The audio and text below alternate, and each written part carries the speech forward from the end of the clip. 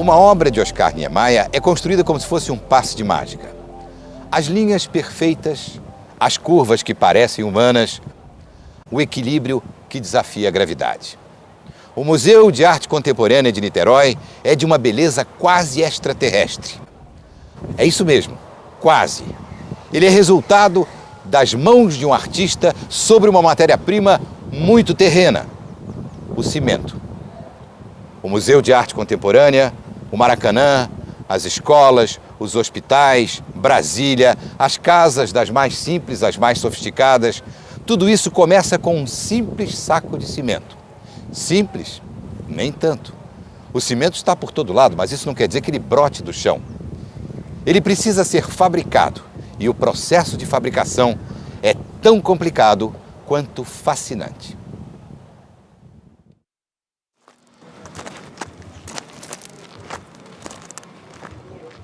Estamos agora diante de uma das 55 fábricas de cimento do Brasil. A grandiosidade da estrutura é impressionante. O investimento mínimo para se montar uma fábrica assim é de 200 a 300 milhões de dólares. Demora pelo menos 3 anos para colocá-la funcionando e depois disso, vários anos para se ter retorno do capital. É uma indústria de capital altamente intensivo. Não é fácil encarar um investimento com cifras neste patamar. Isso se reflete no pequeno número de empresas cimenteiras que existem no mundo. Na Argentina, por exemplo, são apenas 4 grupos. No Chile, também são 4. No México, 5. Mesmo assim, no Brasil existem 10 grupos empresariais. A gente não imagina que seja preciso uma estrutura destas para fazer um produto tão corriqueiro e tão necessário quanto o cimento. Esta é uma mina de calcário. Calcário e argila são a matéria-prima do cimento. Logo ali adiante fica a fábrica, para onde vai todo o material extraído aqui dessa mina. As fábricas são construídas sempre próximo às jazidas. É que quase metade do peso do calcário se perde quando ele vai ao forno. Quanto mais perto estiver a fábrica, menos se tem que transportar o peso que vai se perder no processo de produção do cimento.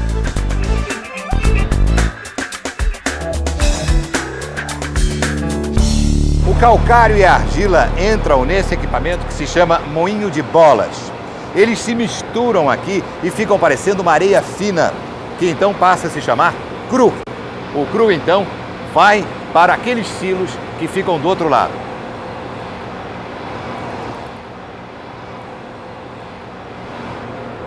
Estes são os silos de farinha. Daqui vai sair a farinha crua, uma mistura uniforme, com a composição química adequada para ir ao forno, onde então vai se transformar em clinker, a base da formação do cimento. Vamos ver como isso acontece. O calor aqui nesse ponto já incomoda bastante.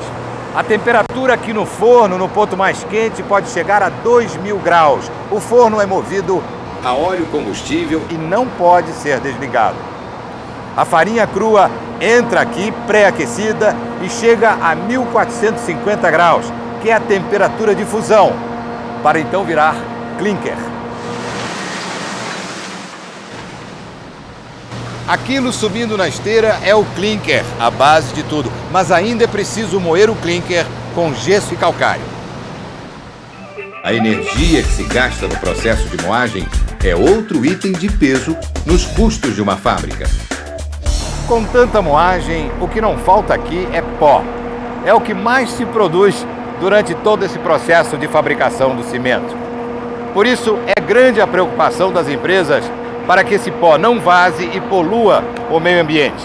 Então, todas elas são equipadas com filtros como esse. Até hoje, nunca houve acidentes. As fábricas têm também laboratórios de controle de qualidade. Aqui, todo o processo de produção do cimento passa por testes minuciosos.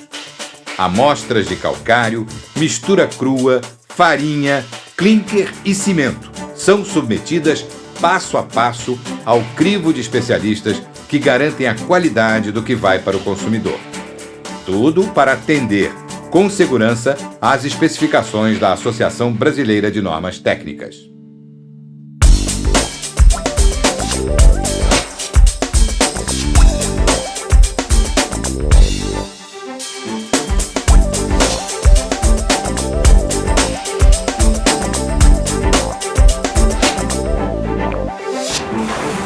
cimento é um produto indispensável, praticamente insubstituível. É o único produto que está presente desde o início da obra até o acabamento, seja qual for o tipo de construção. O Brasil é o 6º produtor mundial de cimento e também o 6º consumidor. Mas há potencial para muito mais.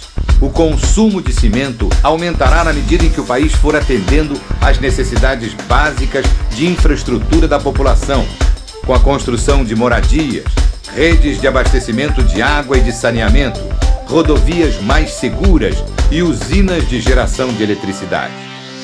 Onde tem gente, tem que ter cimento. Fazer chegar cimento a todos os cantos de um país do tamanho do Brasil não é tarefa simples. As distâncias são enormes, muitos lugares são de difícil acesso. Na região amazônica, por exemplo, muitas vezes a distribuição tem que ser feita por via fluvial. Além disso, o cimento é um produto perecível.